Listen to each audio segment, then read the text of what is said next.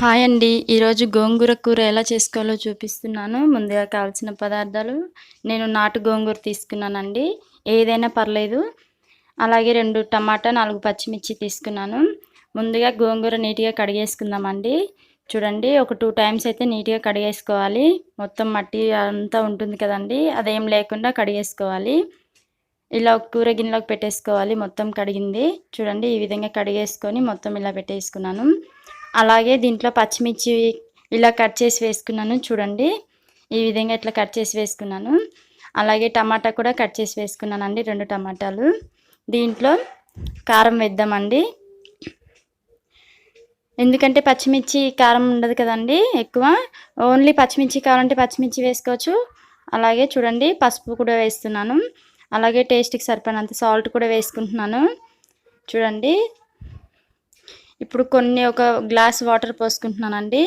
అలాగే మూత పెట్టేసి స్టవ్ మీద పెట్టేసుకుందామండి. స్టవ్ ఆన్ చేసి స్టవ్ మీద పెట్టేద్దాం. ఒక 10-15 నిమిషాలు ఉడకనిద్దామండి. ఎంతో టైం కూడా పట్టదు, త్వరగానే అయిపోతుంది. చూడండి ఈ విధంగా ఉడికిపోయింది కదా!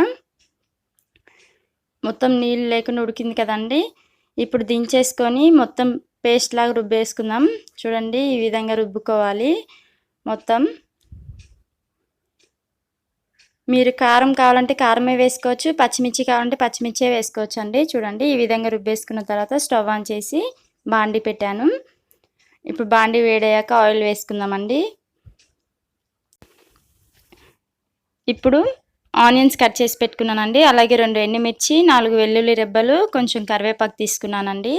ఇప్పుడు ముందుగా నేను ఉల్లిపాయలు వేసుకుంటున్నాను. చూడండి ఇలా పొడవుగా కట్ చేసుకున్నాను ఆనియన్స్ అయితే. మీకు నచ్చిన విధంగా కట్ చేసుకోవచ్చండి. నేను ఈ విధంగా కట్ చేసుకున్నాను. ఇప్పుడు దీంట్లో ఒక స్పూన్ పోపు గింజలు వేసుకుంటున్నానండి. అలాగే ఎండుమిర్చి కూడా కట్ చేసుకున్నాం కదండి, ఎండుమిర్చి కూడా వేసుకుంటున్నాను. కరివేపాకు కూడా వేసుకున్నానండి. అలాగే 2 వెల్లుల్లి రెబ్బలు కూడా వేసుకున్నాను.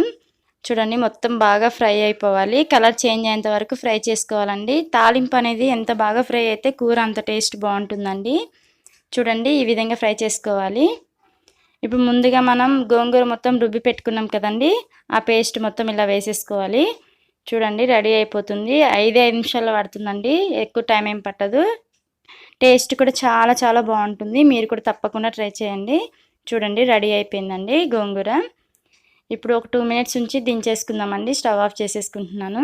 అంతేనండి, ఎంతో టేస్టీగా ఉండే గోంగూర కూర రెడీ అయిపోయిందండి. దీన్ని గోంగూర రుబ్బి తాలింపు వేయడం అని కూడా అంటారు. చూడండి టేస్ట్ అయితే చాలా చాలా బాగుంటుందండి. మీరు కూడా తప్పకుండా ట్రై చేయండి. వీడియో నచ్చితే లైక్ చేయండి, షేర్ చేయండి. మా ఛానల్ని సబ్స్క్రైబ్ చేసుకోండి. Thank you for watching.